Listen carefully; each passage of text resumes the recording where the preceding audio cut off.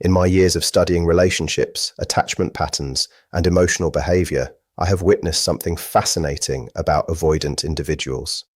I have seen people with avoidant tendencies walk away from relationships that many others would describe as rare, valuable, and deeply fulfilling. I have watched them create emotional distance from partners who are loving, patient, supportive, and genuinely committed to building something meaningful. I have seen them step away from people who seem to offer everything a healthy relationship requires. People who understood their need for personal space. People who did not constantly chase them or pressure them. People who offered kindness, stability, and a calm presence. The kind of love that many people spend years searching for. And still, some avoidants pulled away. They created distance even when they were cared for. They chose independence even when someone was offering them connection. They protected themselves behind emotional walls, convincing themselves that they were safer alone than risking the uncertainty of deep intimacy. From the outside, it can seem confusing.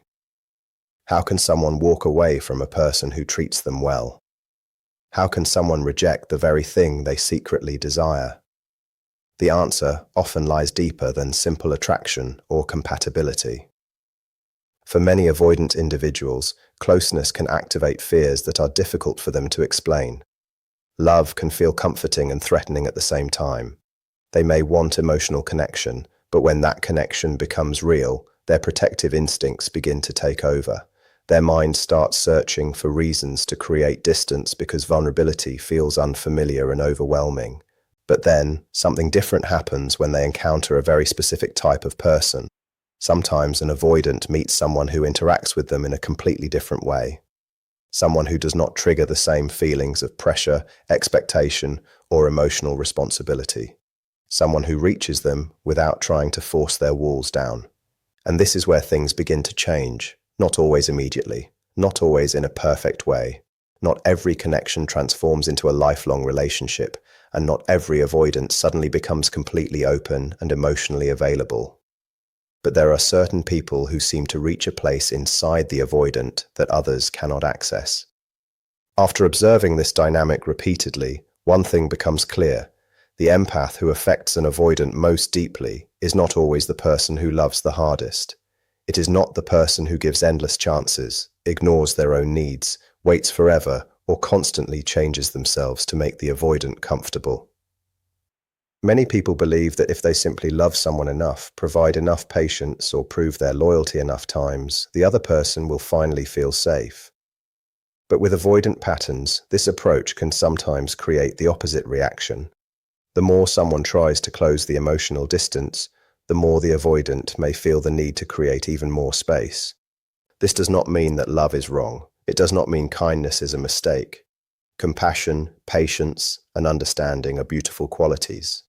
But when those qualities come from a place of losing yourself, they can create an imbalance where one person is constantly giving, while the other person feels overwhelmed by what they believe they must provide in return. Many avoidants carry a hidden fear of emotional dependence. They may worry that someone needs too much from them, that they will disappoint someone, or that they will never be able to meet another person's emotional needs. So when they feel someone reaching for them from a place of deep longing or fear of losing them, their nervous system may not experience it as love. Instead, it may interpret it as pressure, even when the love is genuine, even when the intentions are pure. To an avoidant, emotional intensity can sometimes feel like an obligation they are not prepared to handle. Instead of feeling free to connect, they may feel trapped by the idea that they are responsible for another person's happiness. The person who reaches an avoidant most profoundly is often someone who carries what can be called sovereign emotional depth. This is the empath who feels everything deeply, but does not allow emotions to control their entire existence.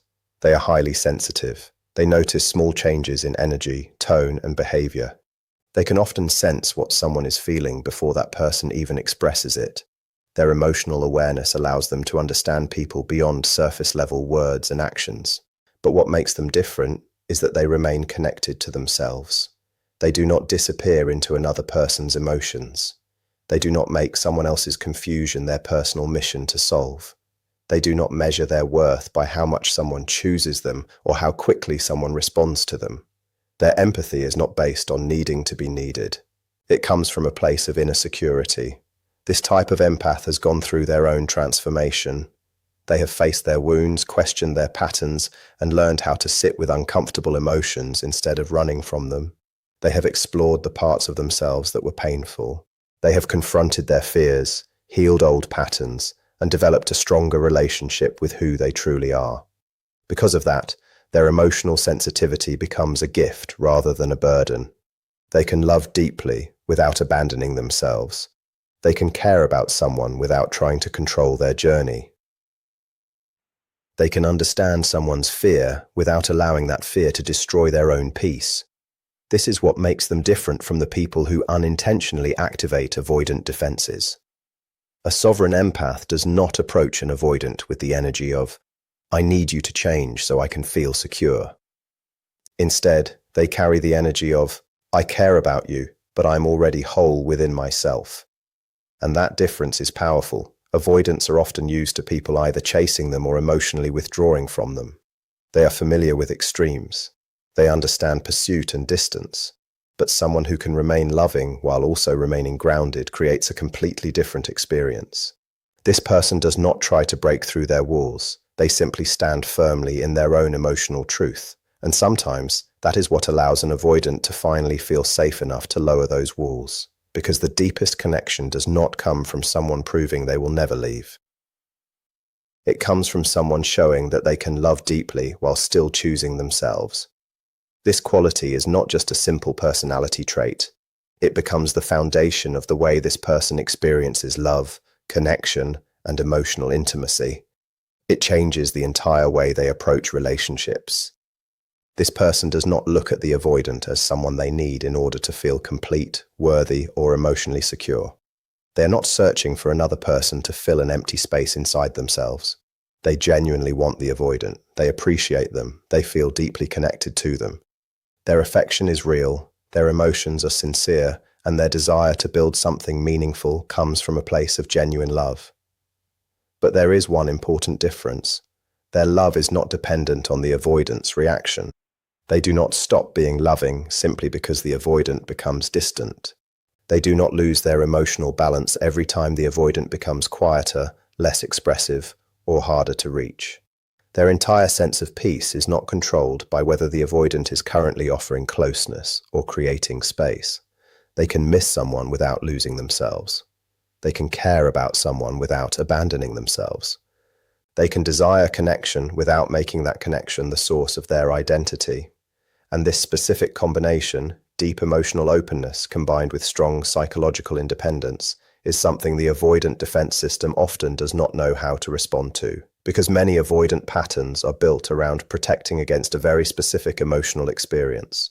They are often designed to defend against feeling overwhelmed, trapped, controlled, or responsible for someone else's emotional state. When an avoidant senses that another person's happiness depends heavily on them, it can activate their deepest fears. They may begin to feel pressure even when nobody is intentionally placing pressure on them. They may start believing that they are expected to constantly provide reassurance, emotional availability, or validation that they are not yet comfortable giving. And when those feelings become too intense, their instinct is often to create distance. This is where the familiar cycle begins. The avoidant starts pulling away. The other person notices the distance and naturally wants to restore the connection. They reach out more, ask more questions, seek more reassurance, and try harder to understand what went wrong. But instead of bringing the avoidant closer, this can sometimes make them retreat even further. The avoidant feels more pressure. The other person feels more rejection. One person moves forward searching for closeness, while the other person moves backward searching for relief. The more one person reaches, the more the other feels the need to escape. The more one person tries to repair the connection, the more the avoidant may feel overwhelmed by the emotional intensity. Eventually, both people become trapped in a pattern where one person is fighting to bring love closer, while the other person is fighting to create enough distance to feel safe. Anyone who has experienced a connection with an avoidant knows how painful and confusing this cycle can become. It can leave someone constantly questioning themselves, wondering what they did wrong, or wondering why their love was not enough to make someone stay emotionally present. But the sovereign empath responds in a completely different way. When the avoidant creates distance, this person does not immediately chase after them, not because they do not care, not because they are cold, not because the separation does not affect them. Actually, because of their emotional sensitivity, they may feel the distance more intensely than many people would. They notice the change, they feel the shift in energy, they sense the emotional disconnection. But the difference is that they do not allow that pain to control their behavior. They do not immediately move outward searching for someone else to calm their anxiety. Instead, they turn inward, they reconnect with themselves, they process their emotions, they allow themselves to feel sadness, uncertainty, or disappointment without making the avoidant responsible for taking those feelings away. They understand something powerful. Another person's inability to show up emotionally does not determine their value. Someone's fear of intimacy does not mean they are not worthy of love. Someone's withdrawal does not automatically mean they are being rejected. The sovereign empath has built a relationship with themselves strong enough that they can experience emotional discomfort without losing their foundation. Their security comes from self-awareness. It comes from knowing who they are. It comes from understanding that they are still whole, even when someone else is struggling to meet them emotionally. So when the avoidant pulls back and expects the usual reaction, the repeated messages, the emotional pursuit, the attempts to convince them to open up, the fear-driven efforts to bring them closer, something unexpected happens. There is stillness. There is calm. There is no emotional chaos waiting for them. There is no desperate energy trying to pull them back. And this is often where the avoidant's usual defenses begin to feel different, because there is nothing to fight against. There is no overwhelming emotional demand. There is no sense that they are being forced to become someone they are not. There is no feeling that another person's entire happiness depends on their ability to show up perfectly. Instead, they encounter someone who remains steady, someone who can love them without chasing them, someone who can care about them without collapsing because of them, someone who chooses them but does not need them in order to survive emotionally. And for an avoidant, this experience can feel incredibly unfamiliar. Many avoidant individuals are used to relationships following a predictable pattern. They may be familiar with people becoming increasingly attached, asking for more reassurance, or trying harder whenever they create distance. They may have learned that closeness often comes with expectations. They may have learned that emotional intimacy means losing freedom or carrying responsibilities they are afraid they cannot handle. But the sovereign empath creates a different experience. They do not chase endlessly. They do not punish the avoidant through silence or manipulation. They do not withdraw just to create jealousy or force a reaction. They simply remain connected to themselves. Their confidence does not come from controlling the relationship. It comes from inner stability. And that quiet confidence can become one of the most powerful things an avoidant ever experiences. Because this type of person does not approach love from fear. They approach it from choice. They are not saying, "I need you to change so I can finally feel safe." They are saying, "I see you clearly, I care about you deeply, but I also know who I am." And that energy feels completely different. I want to be very specific about what separates this empath from others, because this distinction matters. This person does not love the avoidant based only on fantasy. They do not create a perfect image of who the avoidant could become and ignore who they are today. They do not fall in love only with potential. They see the complete person. They see the warmth and the distance. They see the moments when the avoidant opens up and allows genuine connection. They also see the moments when fear takes over and causes them to shut down. They recognize the kindness, the affection, and the feelings that may exist beneath the surface. But they also recognize the emotional limitations, the fears, and the barriers that still need to be addressed. They do not pretend those struggles do not exist. They do not convince themselves that love alone will magically heal every wound. Instead, they hold a balanced perspective. They can appreciate someone's good qualities while still acknowledging the difficult ones. They can understand why someone behaves a certain way without accepting behavior that hurts them. They can have compassion for someone's wounds while still protecting their own emotional needs. And this is what separates the sovereign empath from someone who becomes trapped in trying to save another person. They do not approach the avoidant as a broken person they need to fix, They approach them as a human being, a person with fears, a person with strengths, a person with contradictions, a person capable of growth, but also a person responsible for their own healing journey. And this balance is what creates such a powerful emotional impact, because the avoidant is no longer standing in front of someone who is asking them to become different, just so the relationship can survive. They are standing in front of someone who is already emotionally grounded and is choosing to share their life with them. That kind of love feels different. It does not feel like pressure. It does not feel like a responsibility. It does not feel like a demand they have to escape from. It feels like freedom. And sometimes, freedom is the very thing that finally allows an avoidant person to stop running. They see the avoidant clearly, without allowing their perception to be shaped by fantasy or resentment. They do not create an unrealistic image of who the avoidant could become, and they do not let disappointment turn into anger. Instead, they hold the full truth of who this person is with something incredibly rare: compassionate clarity. They can recognize the avoidant's strengths while also acknowledging their struggles. They can appreciate the moments of deep connection while still seeing the moments of distance. They can understand the fears behind the behavior without ignoring the impact of that behavior. This type of understanding is something many avoidants rarely experience. Often, avoidants find themselves placed into extremes in relationships. At first, someone may see their hidden depth, their kindness, their potential, and the parts of themselves they rarely reveal. They become someone the other person believes they can finally reach. But when the emotional distance continues, that same person may eventually feel hurt and disappointed. The avoidant goes from being idealized to being blamed. They become trapped between being seen as someone extraordinary and being viewed as someone who causes pain. But the sovereign empath offers something different. They see the avoidant as a complete human being, not a fantasy, not a problem to solve, not someone to resent, just a person. And being truly seen without judgment while still being accepted can be one of the most powerful experiences an avoidant ever encounters. Because many avoidant defenses are built around protecting themselves from two deep fears: the fear that someone will demand too much from them, and the fear that someone will eventually leave once they discover their struggles.